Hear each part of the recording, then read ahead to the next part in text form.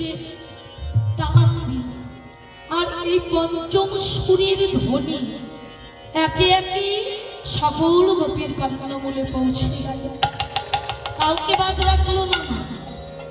আর গোপীরা ঘরের ভেতরে কি করছিল মা? রাস অভিসারে যাবে বলে সবাই মিলে সেজেছিল।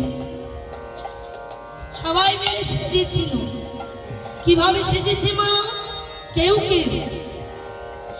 কেউ এক হাতে চুড়ি পড়েছে, আর এক হাতে পড়ে পড়বে গোবিন্দই সময়ের নাম ধরে রেখেছে।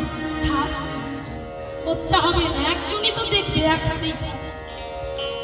কিন্তু বংশীধ্বনি শোনা মাত্রই মা গোপীরা ঘর থেকে দেহ মন প্রাণ গোবিন্দায় নম বলে সঁপে দিল। হে গোবিন্দ, আমরা জানি না আমাদের এই দেহটাকে নিয়ে তোমার কাছে পৌঁছতে পারবো কিনা, তবে আমাদের দেহ পৌঁছাক আর না পৌঁছাক, আমাদের এই মনটা যেন পৌঁছে যায়। ঘর থেকে এই মন প্রাণ গোবিন্দায় নম বলে তারা সঁপে দিল। আবার কোন কোন গোপী সেজেছে কিভাবে? বিচুরি দেহ নিজ হি দেহ তারা এক নয়নে কাজল দেহ।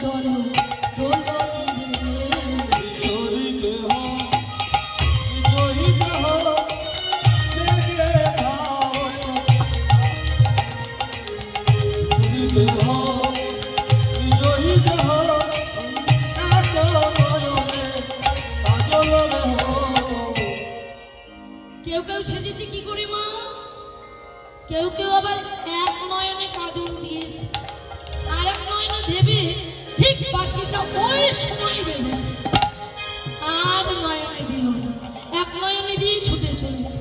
কেউ এক কানে দুল পড়েছে, আর এক কানে পড়ার সময় পাইনি, কারণ এক কানে পড়তে গেলে তো একটু দেরি হবে, আর ততক্ষণে যদি আমার গোবিন্দর সঙ্গে আমার না দেখা হয়, দেরি হয়ে গেলে থাক, আবার একটা কানে থাক, ছুটে চলেছে। আবার কোন কোন গোপী সেজেছে কিভাবে মা? কোন কোন গোপী আমাকে সেজেছে সেজল ছন্দ নেবে কাবান্দ বেগে ধাবক যুগত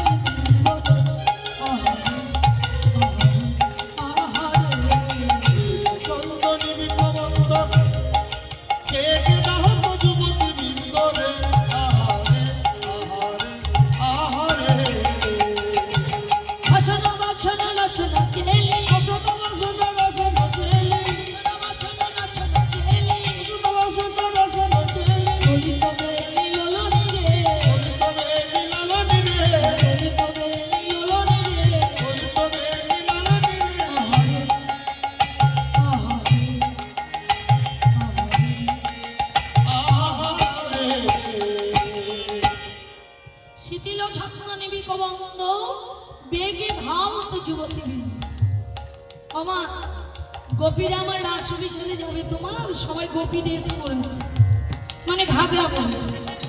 এবার ঘাগরা পরে মা সবাই মাত্র ওই ঘাগরাটা কষে মেরেছে টান, এইদিকে বাঁশিতেও তার নাম ধরে দিয়েছে টান। ওই একটা টান মেরে গোবিন্দ ডেকেছ, উনি দৌড়ে ছুটে চলে যাচ্ছে। আর কি বসন গায়ে থাকে মা, একাই খুলে পড়ে যাচ্ছে। কিন্তু এটা লক্ষ্য নয় মা, তাদের গায়ে বসন থাকলো কিনা এটা লক্ষ্য ছিল না, তাদের একটাই লক্ষ্য, আমরা কতক্ষণে আমার গোবিন্দের দর্শন পাবো। কেউ কেউ চুলগুলো বেঁধেছে মা, কিন্তু চুলে একটা রবার দেয়, দৌড়ে দৌড়ে যাচ্ছে তো চুলগুলো খুলে খুলে এলোমেলো হয়ে গেল, পাগলিনীর মতো হয়ে গেছে সবাই। ততহি মিলি সখিনী মেলি কেহ কাহুক পথ না হেরি, ওই ছনে মিলল গোকুল চন্দ্র গোবিন্দ দাস। একে একে সকল গোপীর সীমা গোবিন্দের নিকটে উপনীত হল। গোবিন্দ মনে মনে ভাবছে, আচ্ছা গোপীরা কি সত্যি আমার ভালোবাসাটা নিয়ে এসেছে? একটু পরীক্ষা করে নি, একটু ঘষে মেজে যাচাই করে নি সত্যি ওরা আমায় ভালোবাসে। এই যে ও গোপীগণ, ও গোপীগণ, বলি এত রাত্রিতে এখানে কি মনে করে গো? কি করতে এসেছ? বাবা এক একজনের অবস্থা কি বুঝতে পেরেছি, তোমাদের অবস্থা দেখেই বোঝা যাচ্ছে এত রাত্রিতে তোমরা এখানে কেন এসেছো? স্বামীর সঙ্গে গন্ডগোল করে এসেছে। হ্যাঁ, স্বামীর পাশে জায়গা দেয়নি, এখন রাতটা কোথায় কাটাবে, ওই জন্য আমার কাছে চলে এসেছে। সত্যি করে বলবে, যদি গন্ডগোল করো, এখনো রাত্রি অনেকটা বাকি আছে। গন্ডগোলটা কি নিয়ে করেছো আমায় বুঝিয়ে বলো, আমি তোমাদের ঘরে ঘরে গিয়ে তোমাদের স্বামীকে বুঝিয়ে আসবো, তারপরে আবার তোমাদের রেখে রেখে আসবো, মিল করে দেবো গো যদি ঝগড়া হয়। সত্যি বলো, মিথ্যা কিন্তু বলবেন। সত্যি করে বলো গোপী, কি করতে এসেছো? বলো ও হে গোপী, কিসে লাগি গহন বনেতে